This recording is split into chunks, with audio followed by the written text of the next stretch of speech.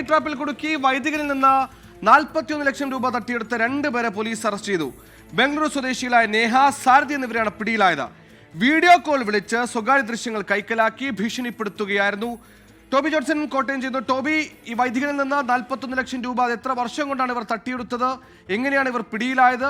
വൈകിയാണോ വൈദികൻ പരാതി കൊടുത്തത്? സുഹൈൽ, തീർച്ചയായിട്ടും ഏറ്റവും ഒടുവിൽ, അതായത് ഏകദേശം 41,52,000 രൂപ കൈമാറി എന്നാണ് പോലീസിന്റെ ഔദ്യോഗികമായിട്ടുള്ള ഒരു വിവരം. ആ വിവരമാണ് ഇപ്പോൾ പുറത്തു വന്നത്. അതിൽ കൂടുതൽ തുക വീണ്ടും ആവശ്യപ്പെട്ട ഒരു സാഹചര്യത്തിലാണ് ഈ വൈദികൻ ഒരു പരാതി നൽകാൻ തയ്യാറാകുന്നത്. വൈക്കം പോലീസിൽ കഴിഞ്ഞ ദിവസം പരാതി നൽകി. അതിനെ തുടർന്ന് വിശദമായിട്ടുള്ള ഒരു അന്വേഷണത്തിലേക്ക് പോലീസ് കടന്നു. ശാസ്ത്രീയ പരിശോധന അടക്കം നടത്തി ഫോണുകളുടെ കോൾ റെക്കോർഡുകൾ അടക്കം പരിശോധിച്ച ശേഷമാണ് ഈ രണ്ടുപേരും ബാംഗ്ലൂർ സ്വദേശികളാണ്. നേഹ എന്ന യുവതിയും അവരുടെ ആൺ സുഹൃത്ത് സാരഥി എന്ന് പറയുന്ന ആളെയുമാണ് അറസ്റ്റ് ചെയ്തിരിക്കുന്നത്. ഇവരെ റിമാൻഡ് ചെയ്തിട്ടുണ്ട്.